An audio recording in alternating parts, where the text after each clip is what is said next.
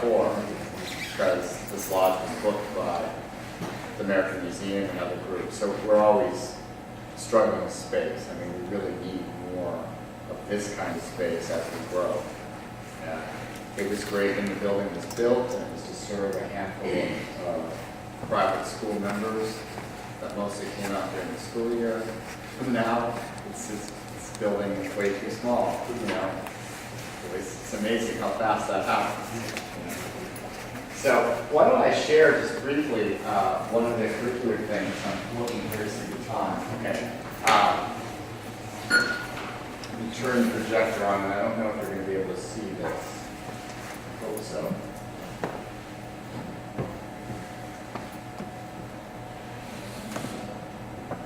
So one of the things that we developed with the mammals module is the ability to live trap mammals in the forest with live traps. And for kids coming from the city, it's such an exciting thing to be able to see mammals, live mammals up close. And this is our virtual forest website. We have a virtual forest site that we do in collaboration with the Columbia Center for New Media and Teaching and Learning. And they helped us build a sampling tool. And the idea is we don't want to just capture animals so kids can look at them. We want them to learn something about habitat ecology. So there's a random sampling tool. Kids go out, they randomly sample areas in the forest, they record what the habitats are, they place a trap, and as animals are captured, all that information is recorded. So over time, we're building a habitat map and layers. So if you want to see, where do flying squirrels occur in the forest, or you want to ask kids questions about that kind of habitat ecology, we'll have a huge database. One group doesn't give us very much information, but over time, as group after group after group does the sampling activity, we're going to get a beautiful map of where the mammals are in this forest. That's our hope. And it's a lot of fun for the kids. So let me show you quickly. This was funded by Toyota USA. And the grant was just finished. I'm still working on it. And our partner, as I said, was the Center of Columbia.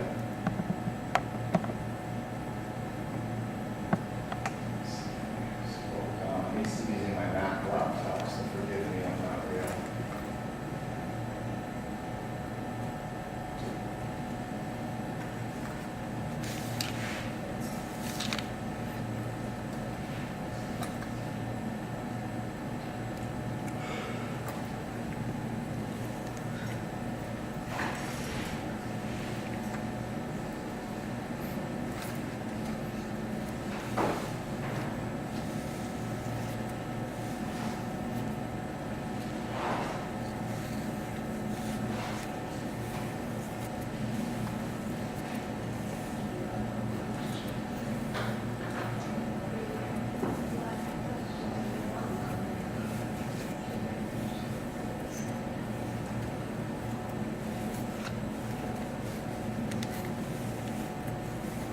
This is module. There's a lot of stuff about mammals on here and so on. I'm trying to get to the actual activity with the sampling.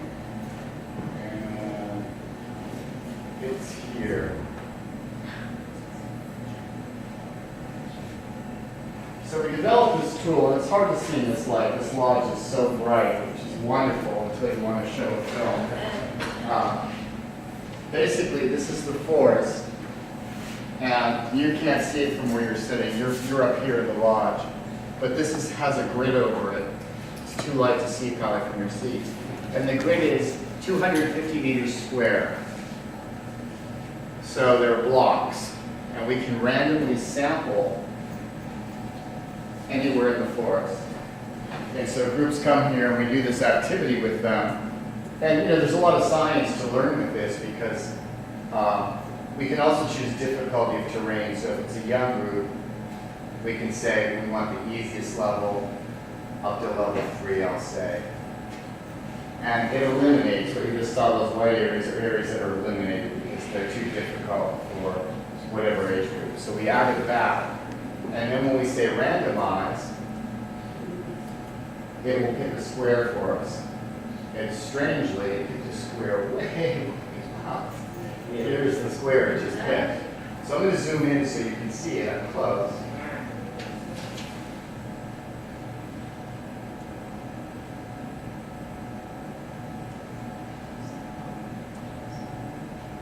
And we can look at exactly where it is. And then of course we've got to get the kids out there.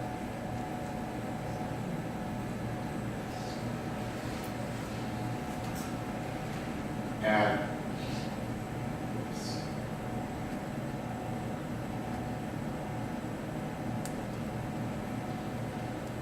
So again, if the light were different, you'd see it more clearly, but on the left, it gives us GPS coordinates, so the kids use GPS, and they can find exactly the center of that plot, or of that square. And then the next thing for them to do, once they're there, we want to set traps in that square. And we know where the center is, and so the randomization tool says, how many teams do you have? And let's say we have 10 teams. 10 teams maybe of 3 kids. And how many traps will each set?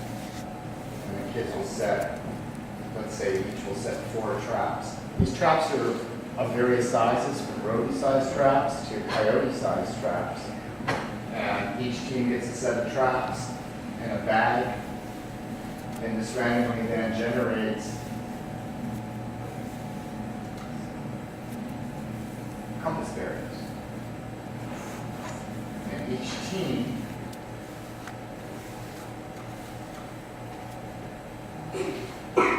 is given this information before they go out in the field. They learn how to use the GPS units, they learn how to use compasses, they have 50-meter measuring tapes, they have a whole bag of tools. So team A, the bearing that's randomly suggested for them, suggested given to them, is 44 degrees. That's from the center point. So 44 degrees.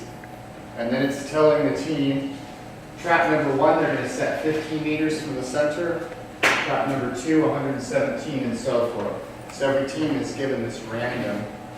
And when the kids are out in the field then, they have to determine what the habitat is. We have a key and it tells you, is this chestnut oak slope forest, or chestnut oak forest, red oak slope forest, red maple swamp habitat. What is the habitat type they're in? They record that, they place the trap. The next morning we check and we record all this information. What's wonderful about this is all shared in. This data is put into a huge database that we have. And so every school is contributing to this research project hopefully over decades. Eventually we'll be able to do some really great activities, math activities, ecology activities based on the data sets. And because it's done in GIS and there are layers, you can go in and say, you know, what is the effort a particular school has had, or what did the Spence School girls capture, how many times have they visited, and so on and so forth. So there's just layers of information being recorded in this map.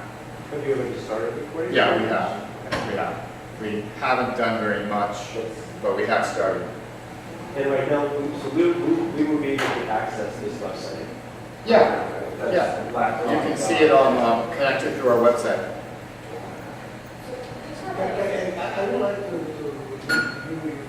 allow to see the chemistry model.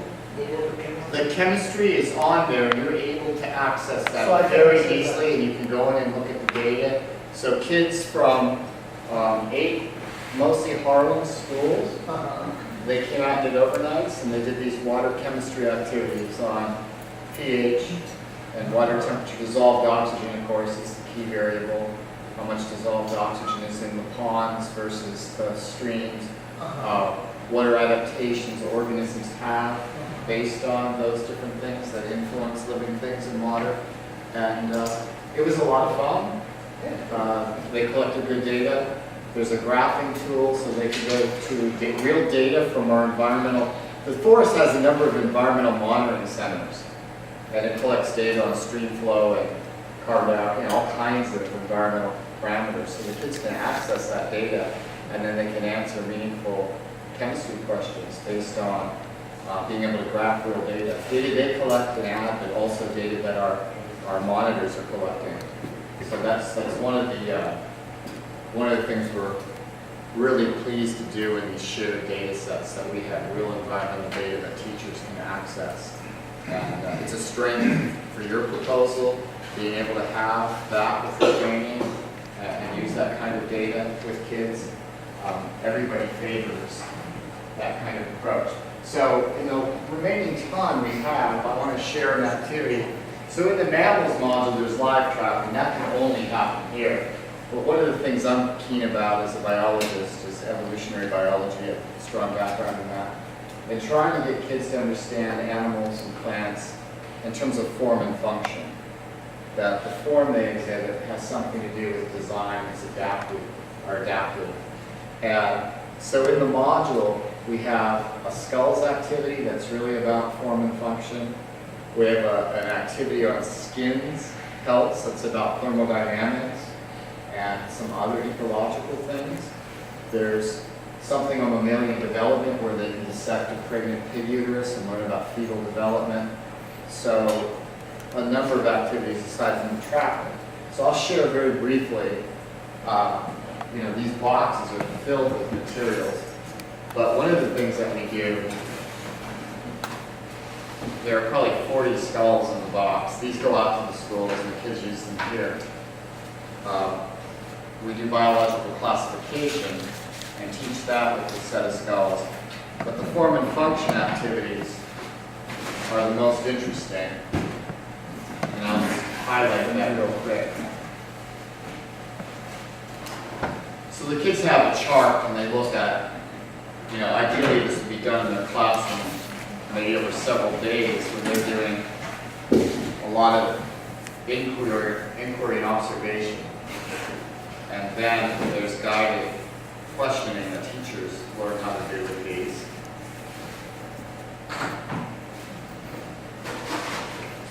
So what over here?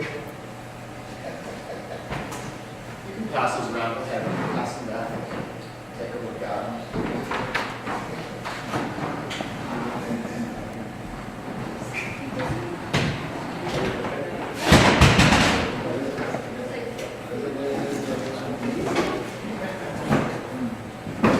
Are these models?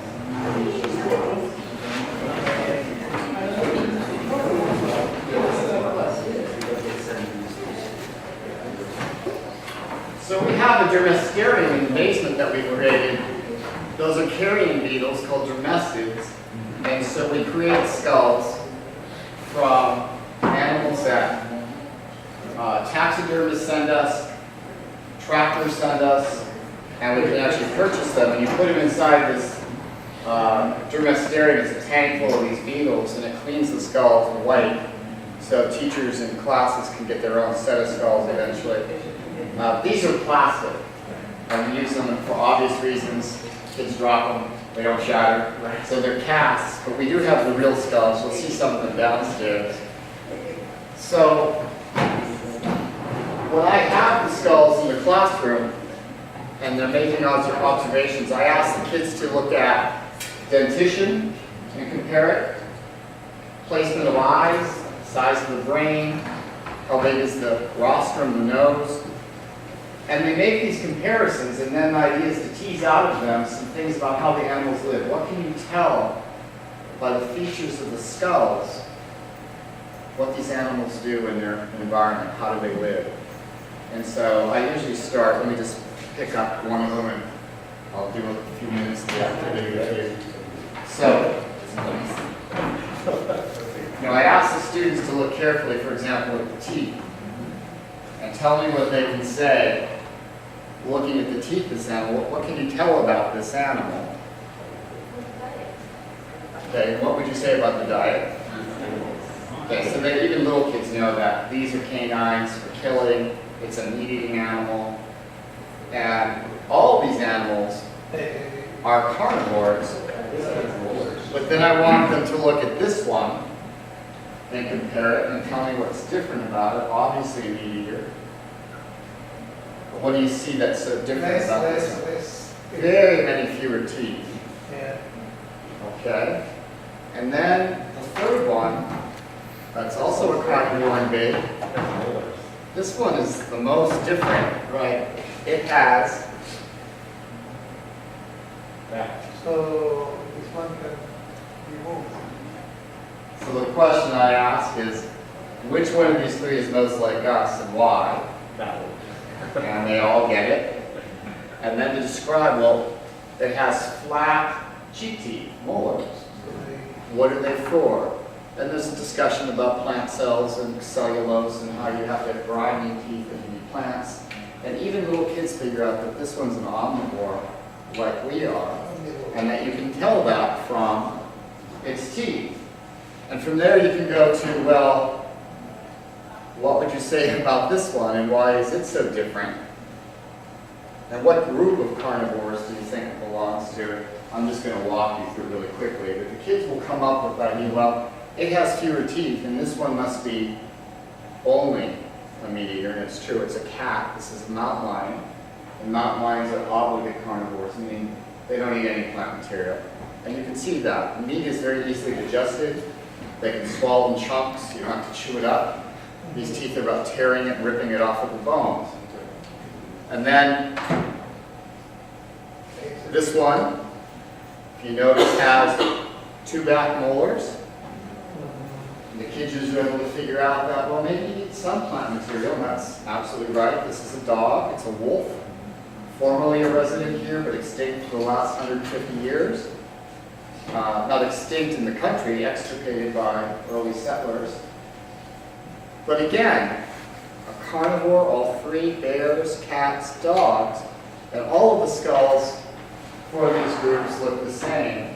So the dog family, Canidae, this is a wolf, there's a coyote, almost identical skulls, different sizes.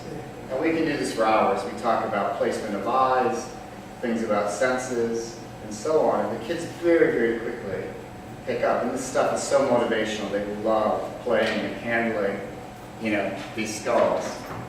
So these are the kind of curricula I'm talking about. We want to send stuff out in schools that teachers don't usually have access to, that are developed by scientists, that have real science, authentic science, and are motivational inherently because they're so interesting. The other box that I brought here, I'm going to leave these out so you guys can look at them. No one's around.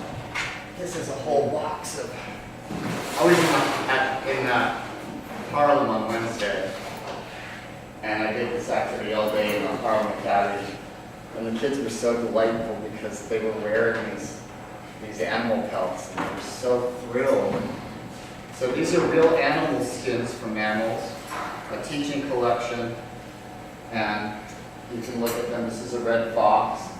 But what we teach about this is characteristics of thermodynamics and what hair insulation is for. So it's really a unit about physical sciences, convection, conduction.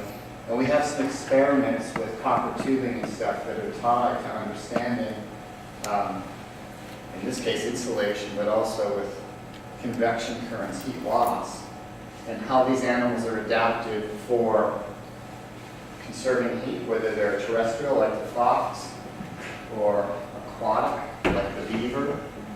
And in a similar way, kids can figure out lots of interesting adaptations about these animals. And they're motivated. You can do conduction and convection with panes of glass, which most people do. I think that this is more motivational when you're actually talking about, insulation of animal skin. And then there's all kinds of human evolution stuff about why we lost our hair, why we developed dark pigmentation, all kinds of current ideas about, with modern genetics, about human evolution.